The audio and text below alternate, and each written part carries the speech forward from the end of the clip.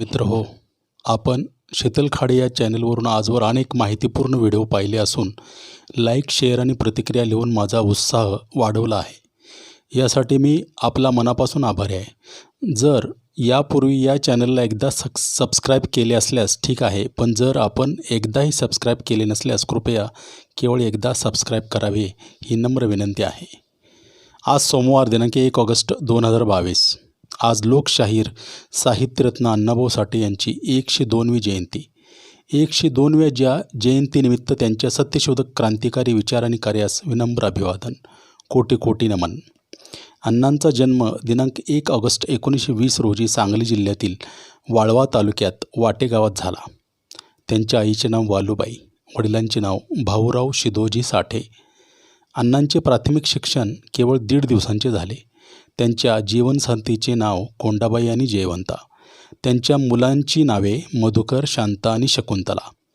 त्यांचे मूळ नाव तुकाराम. त्यांचे शालेय शिक्षण जरी 1.5 दिवस झाले असले तरी त्यांनी प्रयत्नपूर्वक अक्षरज्ञान मिळवले. त्यांच्या वयाच्या 16व्या वर्षी त्यांचे चुलत भाऊ साधू साठे या वारकरी भावाने त्यांना वाचन आणि लिहिण्यासाठी प्रवृत्त केले. यावेळी अनौपचारिक शिक्षणास प्रारंभ होऊन लवकरच अण्णा वाचायला लिहायला शिकले. सन 1932 साली अण्णा वडिलांसोबत मुंबईला आले. सुरुवातीस RK स्टुडिओजवळ, नंतर झोपडपट्टीत, तसेच यानंतर चांदबिबी चाळीत जिन्याखाली एक खोली त्यांना मिळाली. उदरनिर्वाहासाठी मुंबईत अण्णांनी अनेक स्वरूपाची कामे केली. मजुरी, हमाली, ओझेवाला, कोळशेवाला, झाडलोट, साफसफाई, हॉटेल बॉय, बूट पॉलिश, डोअरकीपर, मुलांना सांभाळणारा, उधारी वसूल करणारा, खाणकामगार, ड्रेसिंग बॉय, इरिगेशनच्या पाईपलाईन टाकणारा, इलेक्ट्रिकच्या तारा ओढणारा, सिनेमाची पोस्टर्स डकवणारा, ढकल गाडीवरून सिनेमाची जाहिरात करणारा, रोज बोलीचा हमाल, अशा स्वरूपाची मिळेल ती कामे अण्णांनी केलीत. अण्णांनी मुंबईत कामगारांचे कष्टमय, दुःखाचे जीवन पाहिले, अनुभवलेसुद्धा. वडिलांच्या निधनानंतर कुटुंबाची सगळी जबाबदारी अण्णांच्यावर पडली. बापू साठे या चुलत भावाच्या तमाशाच्या फडात देखील अण्णांनी कामे केलेली होती. सन 1936मध्ये भारतीय कम्युनिस्ट पक्षाचे नेते कॉम्रेड श्रीपाद अमृत डांगे यांच्या प्रभावाखाली आल्यानंतर ते कम्युनिस्ट पक्षाचे क्रियाशील कार्यकर्ते झाले. अण्णांना मुंबईत गिरणीत नोकरी मिळाली. यावेळी त्यांना माटुंगा मुंबईत खोली देखील मिळाली होती. आता ते स्थिर मुंबईकर कामगार झाले. सन 1942मध्ये ग्रामोफोनच्या गाण्याचे, पोवाड्याचे सूर त्यांच्या कानी पडत होते. मेळ्यातून अनेक मुले गाणी गात होती. यावेळी अमर शेख या ख्यातनाम मराठी लोकशाहिराबरोबर अण्णांचेही नाव लोकशाहीर म्हणून गाजू लागले. अण्णांनी लिहिलेला स्टालिनग्राडचा पोवाडा 1942 साली मासिकात प्रसिद्ध झाला. यानंतर अण्णांची कामगार वर्गात प्रसिद्धी झाली. लोकशाहीर अण्णाभाऊ साठे या नव्या कलावंताचा मुंबईच्या कामगार वर्गात उदय झाला. कमालीची लोकप्रियता मिळाली. अण्णांच्या प्रतिभेला बहर आली.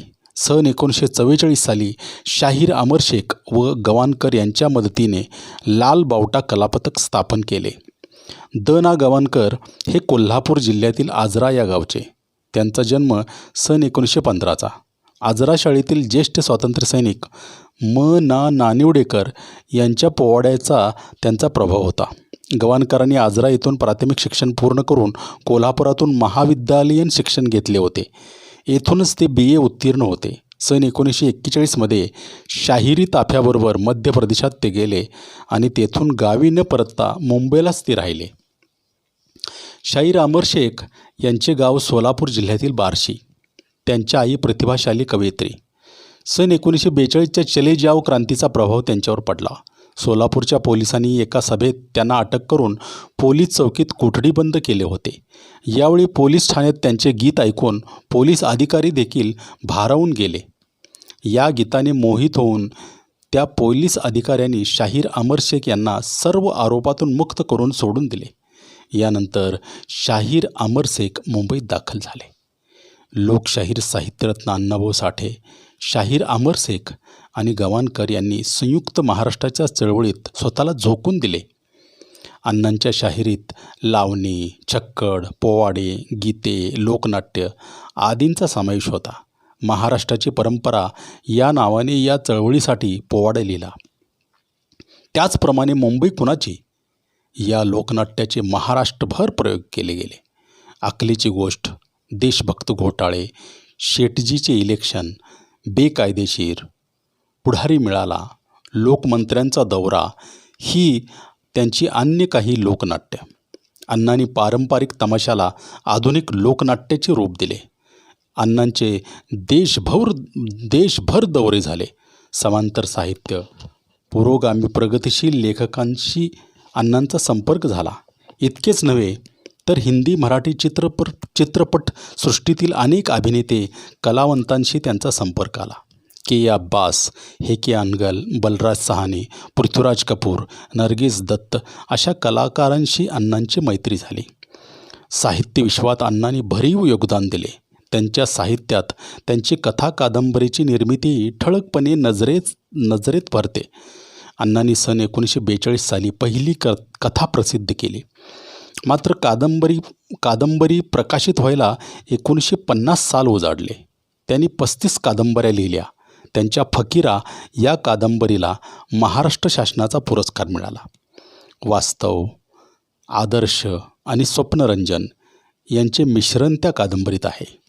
सत्प्रवृत्तीचा, माणुसकीचा विजय हे अण्णांच्या कादंबऱ्यांचे मुख्य सूत्र होय. अण्णांच्या कादंबऱ्यांवर 7 चित्रपटही निघाले. यापैकी 3 चित्रपटांना पारितोषिक मिळाले आहे. ते 7 चित्रपट: टिळा लावते मी रक्ताचा, वैजंता, फकीरा, डोंगरची मैना, मुरळी मल्हारी रायाची, वारणेचा वाघ अशी ही साताऱ्याची तरा. अण्णाभाऊ साठे यांनी लिहिलेल्या छक्कड लेखनामध्ये माझी मैना गावावर राहिली आणि मुंबईची लावणी या निर्मिती अजोड आणि अविश्वसमरणीय आहेत. अण्णांनी साहित्य विश्वात मौलिक स्वरूपाची निर्मिती केली. त्यांच्या लेखनाचा कालावधी जवळपास 20 वर्षाचा आहे. एवढ्या मर्यादित कालावधीत त्यांनी सातत्यपूर्ण आणि विपुल प्रमाणात लेखन केले. अतिशय तळमळीने लिहिण्याची त्यांची वृत्ती होती. त्यांच्या लेखनात ग्रामीण जीवन, स्वातंत्र्य लढ्यातील अनुभव, झोपडपट्टीतील गुन्हेगारी विश्व दिसून येते. ही पृथ्वी शेष नागाच्या मस्तकावर तरली नसून ती कष्टकरी कामगारांच्या तळहातावर तरलेली आहे असे अण्णा म्हणत. आणि हाच त्यांच्या लेखनाचा प्रेरणास्रोत होता. मानवी जीवनातील संघर्ष, नाट्य, दुःख, दारिद्र्य त्यांच्या साहित्यातून प्रकट होत होते. त्यांच्या कथा कादंबऱ्यातून त्यांनी उभ्या केलेल्या माणसात जबरदस्त संघर्षमय जीवनाची इच्छा दिसते. त्यांची निरीक्षण शक्ती अत्यंत सूक्ष्म आहे, भेदक आहे. त्यांच्या लेखनशैलीला मराठमोळा, रांगडा पण लोभस घाट आहे. नाट्यमयता हा त्यांच्या लेखनशैलीचा एक खास गुण. ज्या विपर्यस्त जीवनातून अण्णांनी अनुभव आत्मसात केले त्यातील क्षणांचा वेग आणि आवेग त्यांच्या लेखनात जाणवतो. लवचिक भावचित्रे अंगासरशा मोडीने साकार करण्याची त्यांची लखबी स्वतंत्र आहे. त्यांच्या लेखनावर जीव जडला होता. त्यांची या लेखनाची प्रेरणा घेऊन अनेक प्रतिभावंत लेखकांची एक प्रतिभावान पिढी निर्माण झाली. त्यात बाबुराव बागुल, नामदेव ढसाळ, लक्ष्मण माने, यशवंत मनोहर, दया पवार, केशव मेश्राम, शरणकुमार लिंबाळे यांच्यासह अनेक लेखकांचा अंतर्भाव होतो. अण्णांनी आपल्या कथा कादंबऱ्यांमधून महिला जगतांचे जीवनचित्रण उभे करताना चित्रा, वैजंता, चंदन, चिखलातील कमळ, फुलपाखरू, रत्ना, टिळा लावते मी रक्ताचा ह्या कादंबऱ्यांमधून तसेच अनेक कथांमधून झोपडपट्टीत राहणाऱ्या स्वाभिमानी महिला, तमाशा कलावंतीन, वेश्या समजल्या गेलेल्या स्त्रियांचे संघर्षमय जीवन, इथली समाजव्यवस्था, धर्मसंस्था महिलांचे शोषण कसे करते, महिलांचे स्वातंत्र्य कसे हिरावून घेते हे अण्णांनी आपल्या लेखनातून सचित्र साकारले.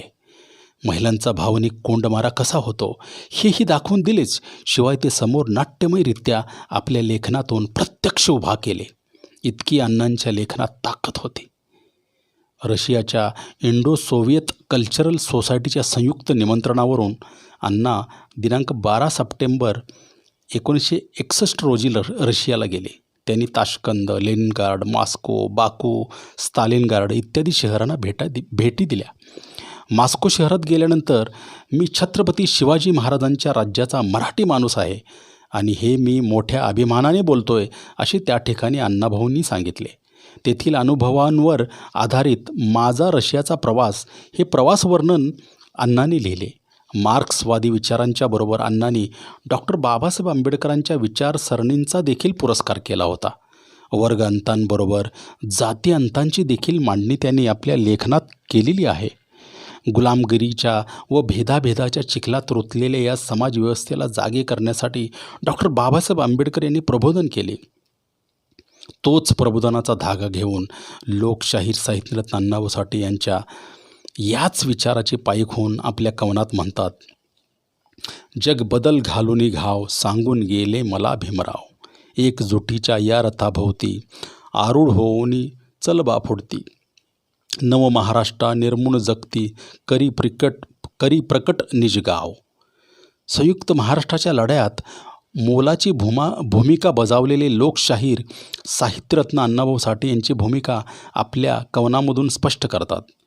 सांदुनी मुंबई विशाल महाराष्ट्राला, संयुक्त होऊन साथ देण्या दुसऱ्याला, शेजारी गुजरात निर्मायाला, आसाम आंध्र ओरिसा बिहार तमिला, त्या संयुक्त कर्नाटक आणि केरळा, स्वायत्तता देऊनी या सर्व साऱ्या घटकाला, जमूनी सारे हे तारे गुंफुनी माला, या हिंद देशाच्या गळ्यात घालायला, विराट भारती संघराज्य करण्याला. भारतीय राज्ये एकसंघ व्हावेत, एकजूट व्हावीत, भेदरहित एकतेचा महाराष्ट्र जन्मास यावा, महाराष्ट्रात दुःख दैन्य दारिद्र्य नसावे, हीच लोकशाहीर साहित्यरत्न अण्णाभाऊ साठे यांची अंतःप्रेरणा होती. लोकशाहीर साहित्यरत्न अण्णाभाऊ साठे यांनी आपल्या अवघ्या 49 वर्षाच्या आयुष्यामध्ये 14 लोकनाट्य, 3 नाटके, 20 कथासंग्रह, 35 कादंबऱ्या, 1 शाहिरी पुस्तक, 10 पोवाडे, 1 प्रवास वर्णन, 7 चित्रपट कथा लिहिल्या आहेत. लोकशाहीर साहित्यरत्न अण्णाभाऊ साठे यांनी फकीरा ही कादंबरी संविधान निर्माते डॉक्टर बाबासाहेब आंबेडकर यांच्या झुंजार लेखणीला अर्पण केलेली आहे. या कादंबरीस महाराष्ट्र राज्य सरकारचा उत्कृष्ट कादंबरीचा पुरस्कार सन 1961 मिळाला आहे आणि आज अखेर भारतात आणि भारताबाहेर 27पेक्षा अधिक भाषांमध्ये अण्णांचे साहित्य भाषांतर झालेले आहे. आत्तापर्यंत असंख्य अभ्यासकांनी लोकशाहीर साहित्यरत्न अण्णाभाऊ साठे यांच्या साहित्यावर, त्यांच्या कार्यावर PhD केलेली आहे. जागतिक स्तरावर नावाजले गेलेले हे साहित्य समग्र स्वरूपात महाराष्ट्र सरकारच्या लोकशाहीर साहित्यरत्न अण्णाभाऊ साठे चरित्र साधने प्रकाशन समितीच्या माध्यमातून त्यांचे समग्र साहित्य एकूण 7 खंडात राजभवन मुंबई येथून प्रकाशन केले आहे.